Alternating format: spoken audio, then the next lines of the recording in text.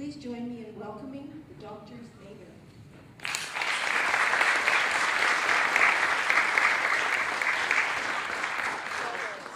Thank you, Sandy, for that very kind introduction. It's a pleasure to be here with you this morning. I often find these patient conferences kind of bittersweet. Bitter because I think we all belong to this exclusive club that really no one wants to be a member of. And sweet because I feel so inspired by the courageous stories that I hear and the courageous people that I meet. I'm going to tell you a little bit about my journey, which started about 14 years ago with young onset Parkinson's disease. I've learned a lot about myself during this time, as well as the disease itself. And I've also learned that there is much that we can do to actually live well with Parkinson's disease, to empower ourselves, to become advocates in our own health. To say that Parkinson's disease has not been a challenge would be a lie. To say that it has not profoundly affected every aspect of my life would be a bigger lie. And to say that the optimism and positive outlook that I have now about my future, to say that that came easy to me, would actually probably be the biggest lie of all, because it didn't. My story began, as Sandy alluded to, at the age of 27, in my late 20s. It was then that I noticed a tremor in my right pinky finger. Initially, I thought, this is kind of interesting. It was medically intriguing to me because I had heard, or had seen, actually, my patients with a tremor, but never really knew what it meant. So to actually experience it was kind of interesting. And it was very sporadic, came and went very, very infrequently. So I ignored it. It was around this time that I was finishing my residency in family practice and gearing up to undergo some neurosurgery to remove a benign tumor. So yeah, I guess I've had my share of brain issues. The surgery was successful, which is why I'm standing before you today. And soon after my surgery, my husband and I were really happy to find out that we were expecting our first child. It was a very joyous occasion for us. But through my morning sickness and growing belly, the tremor became more prominent, more consistent. So much so that I decided to consult a neurologist colleague of mine at the clinic where I had just started practice. And I went in with a very nonchalant attitude, thinking he was going to say, don't worry about it, no issues, no problem, go on and live your life. But instead, after that ream of clinical testing that we all go through when we go to the neurologist, he kind of leaned pensively across the desk and said, I think you have young onset Parkinson's disease. At my age, I thought, he's crazy. It was kind of a kill the messenger situation, really, to be honest with you. I feel bad for the guy now. But I didn't believe him. I did, however, accept his offer for a second opinion from one of the foremost experts in movement disorders in Canada. And I waited, just like all of you. I waited for that appointment time. During that period of time, we had our first daughter, and I was just immersed in motherhood and busying myself.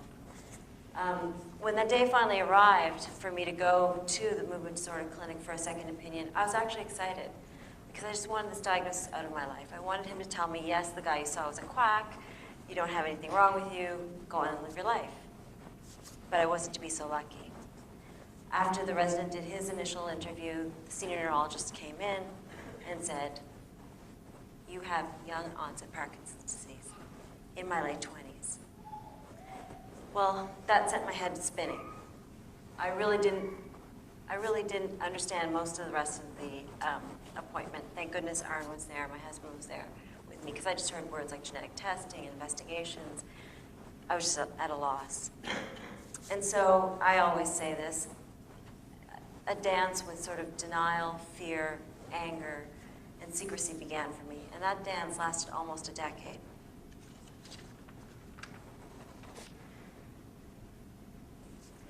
This is a quote by Robert M. Hensel. He says, placing one foot in front of the other, I've climbed to higher lengths, reaching beyond my own limitations to show my inner strength. No obstacle too hard for this warrior to overcome. I'm just a man on a mission to prove my disability hasn't won. Robert M. Hensel, for those of you who don't know, is a prolific American poet. He's also wheelchair-bound due to spina bifida. He's a very passionate advocate for the notion that we really have to concentrate on our abilities as opposed to our disabilities. To sort of prove this, he's actually, as an aside, in the Guinness Book of World Records for the longest wheelie in a wheelchair. He actually went 6 miles in a wheelie position to raise money for wheelchair access ramps in his community. But unlike this quote, I focused for a long time on what I couldn't do, on what I felt the Parkinson's had taken away from me.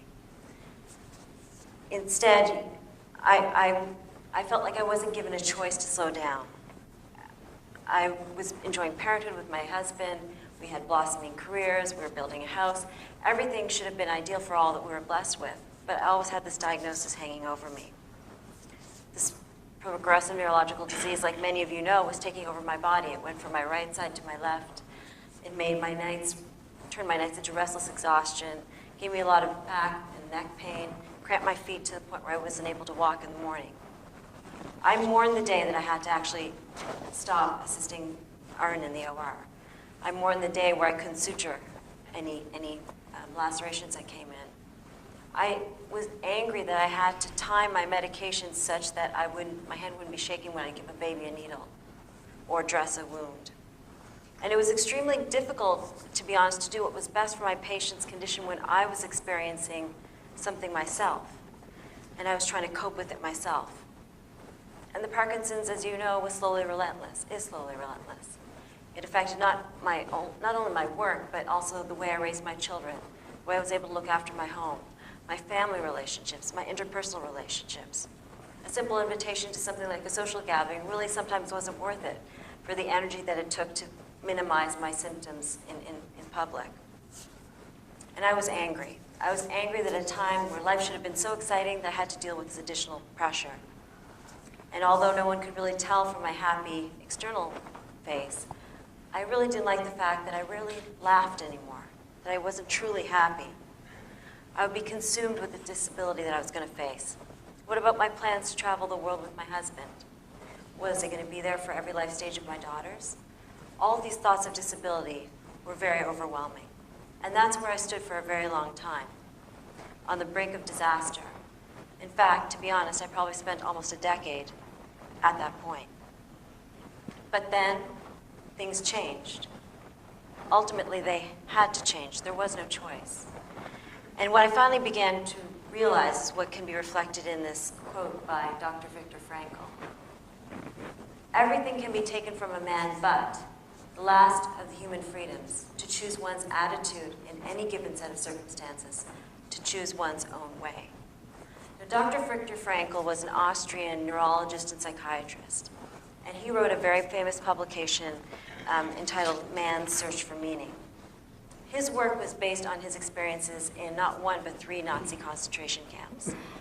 And it was there in these Nazi concentration camps that he recognized those prisoners that had some hope for the future, that had some goal that they wished to attain, actually were less likely to succumb in spirit than those that had lost all hope. So those that had hope did better in terms of their life experience compared to those that had lost all hope. Now, at this point, I'd like to say I don't liken my journey with young onset Parkinson's to that of being in a Nazi concentration camp. I mean, the thought of that and losing one's entire family, which he did, is unimaginable and unthinkable. And so I stood at a crossroads. The Parkinson's was in my future, but my attitude was going to change depending on how I approached it. My life experience would change depending on what my attitude was. And so I recognized also that it was my choice at that point in time to be internally fearful and pessimistic, and that I had the ability to change that outlook. I began to understand that although the diagnosis was not within my control, how I faced the challenge really was. And that brought me from a position of helplessness to really one of true power. And so the years of inner turmoil and self-doubt came to an end, at least for now. And when I look back, I realized that life really wasn't worth living for me when I was in that state of mind. And I had a choice. I mean, it is what it is. And I choose at this point, and I hope all of you do too, to thrive despite its limitations.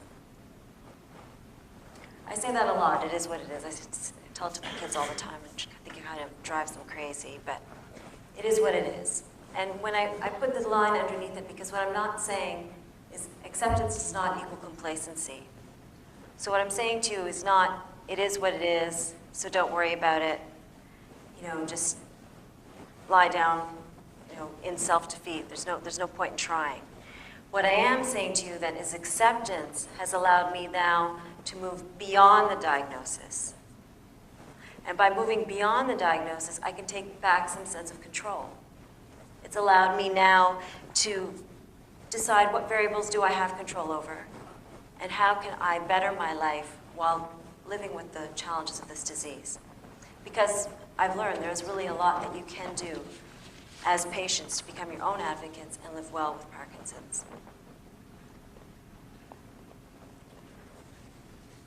In your battle with cancer, knowledge is power, and attitude is everything.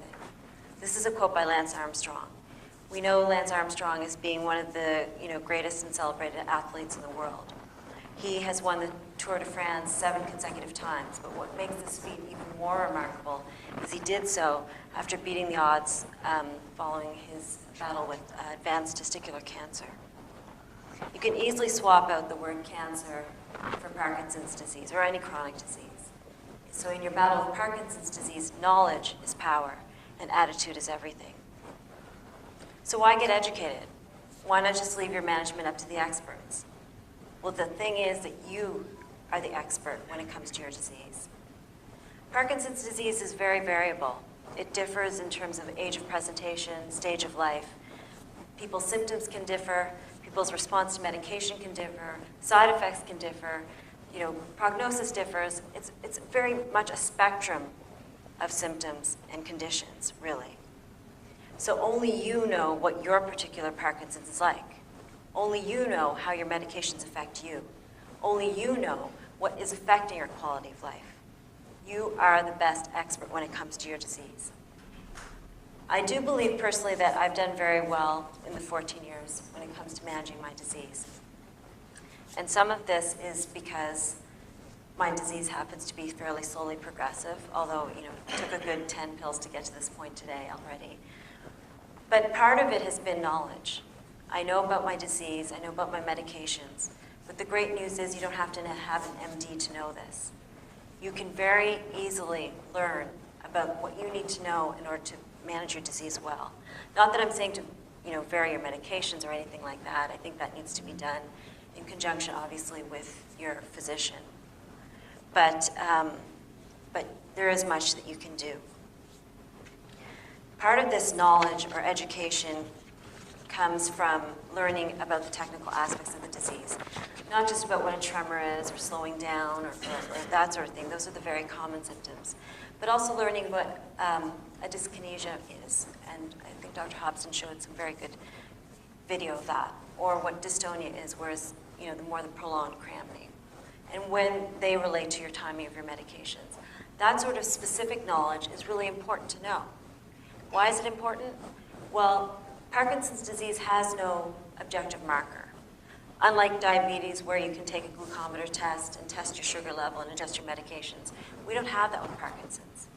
What your clinician relies on is he or she relies on you to tell him or her what your symptoms are, when they occur in relation to your medications. And then they can, in conjunction with their clinical exam, adjust your medications appropriately. So you really need to educate yourself about what you're going to tell your physician so that you can become an equal partner in your management. Educate yourself about your treatments. Again, which medications work for you, which side effects are the most bothersome, and so on and so forth. Also, educate yourself about the research going on. What's coming down the pipeline? When you read the research, you will gain hope, because there is a lot of excellent research that is coming down the pipeline.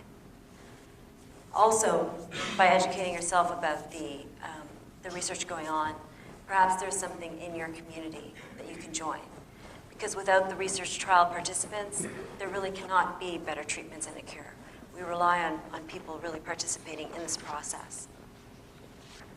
Also, and this is probably the most important thing, educate yourself as to what you can do now. what you can do in your own home and make decisions regarding your own care that will help you live well. And I'm talking about lifestyle modification.